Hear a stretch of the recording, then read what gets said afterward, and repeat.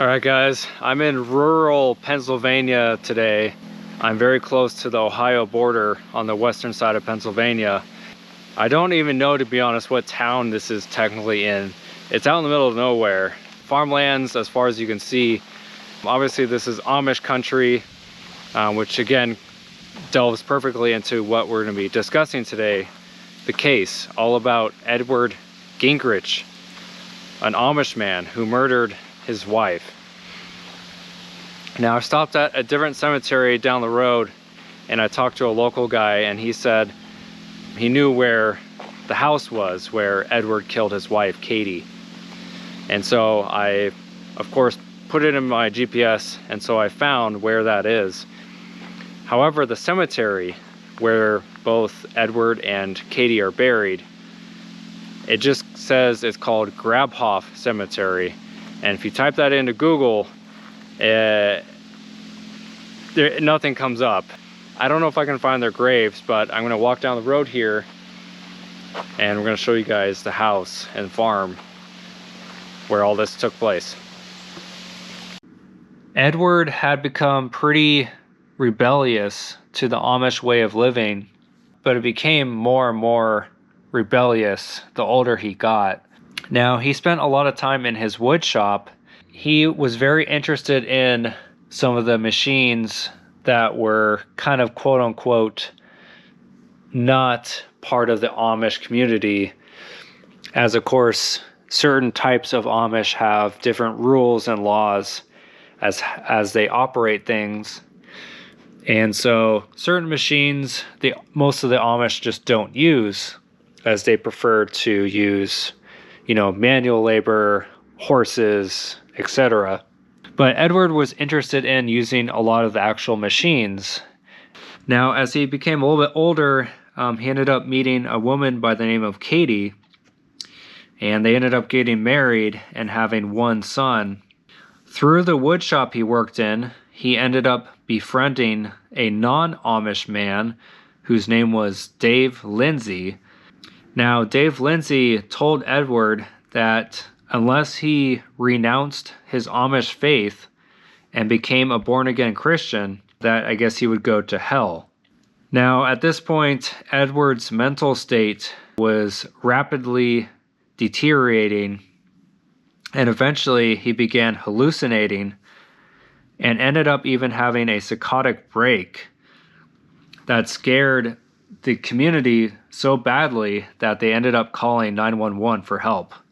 Edward was diagnosed with paranoid schizophrenia and was given medication to ease his symptoms. However, the medication that he was given put him in kind of like a zombie type state that he very much did not like.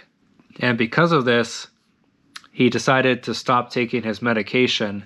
Dave Lindsay continued to show up to Edward's wood shop and lecturing him about his faith, and Dave Lindsay even told him that he was being confined and almost held captive by his wife. The actual murder took place on March 18th, 1993.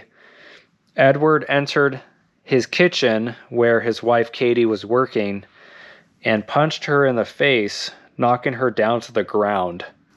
Katie yelled for her 6-year-old son to run and get help. Now, the young boy ran over a mile to his uncle's house, but by the time the uncle arrived, Katie was dead. He saw Edward standing over Katie's body. Edward was covered in blood. Edward had taken his high-top boots and ended up stomping on Katie's skull until she was left unrecognizable. After that, he ended up removing all of her internal organs and piling them up beside her body. Now, during part of the police interrogation, Edward had said, quote unquote, "For some reason, I think we could still save her." So apparently he was so delusional that he thought that Katie could still be saved, even though he caused so much trauma to her body. Edward was arrested for her murder, he was put on trial and was found guilty of involuntary manslaughter, but mentally ill. And because they found him guilty with the mentally ill clause, he was only sentenced to a minimum term of 2.5 years up to 5 years. Edward ended up getting released on March 19th, 1998, after serving about 4.5 years or so in prison. He moved to an Amish mental health facility in Michigan and also ended up living in Indiana before returning back to the Brown Hill Amish community in February of 2007. Now, as you can imagine, having Edward come back to the community was not a joyful experience. Most of the Amish in that area were very, very upset, very angry, and of course, rightfully so. I mean, one of their own is murdered, and the actual murderer only spends a few years in prison. So, of course, they were very upset. Now, 2 months after Edward returned back to the Pennsylvania community, he found trouble with the law once again when he and his brothers, Atlee and Joseph, were charged with unlawfully taking his teenage daughter from the custody of Edward's parents, who were raising the girl since his murder conviction. So it looks like Edward had an older daughter. He was sentenced to 6 months probation and ordered to pay $500 in fines. Then, in February of 2008, he was charged with illegally possessing and using a firearm while deer hunting. He ended up pleading guilty to a misdemeanor charge in October of that year and was sentenced to serve 3 months in jail. In January of 2011, Edward's body was found hanging in a barn in Cambridge Springs, Pennsylvania. He had been living there in that barn with his attorney. Now, before he killed himself, he wrote, "Forgive me, please," in dust. Once again, this story involves another case of mental illness.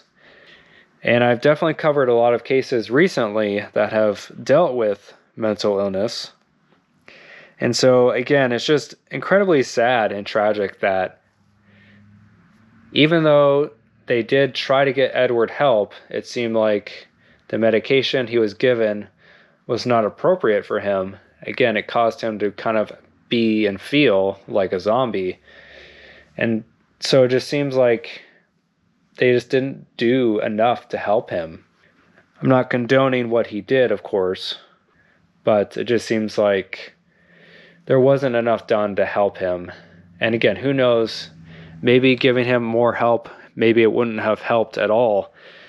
Maybe it would have prevented this, maybe not. Again, it's hard to say. Anyway, guys, one last look before we head out.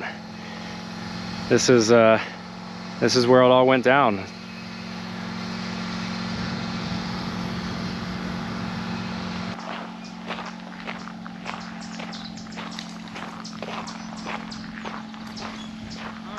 Hey, how are you? Pretty good. Can I ask what you're doing? Sure, yeah. I'm not from here, but I was passing through and I heard about the whole Katie Gingerich story. Oh. And so I was just wanting to kind of just do a small memorial video for it. Is the house right up here on the right? Yeah. Okay. Okay. Cool. Yeah. Do you mind? No, are you cool being on camera? It was way before my time. Oh, okay. No, not way before, I should say. It was right actually the same year I was born. Oh, yeah. Okay. So I don't remember nothing. Oh, okay. Are you cool being on camera just for a minute, or do you know? Not really. No. Okay.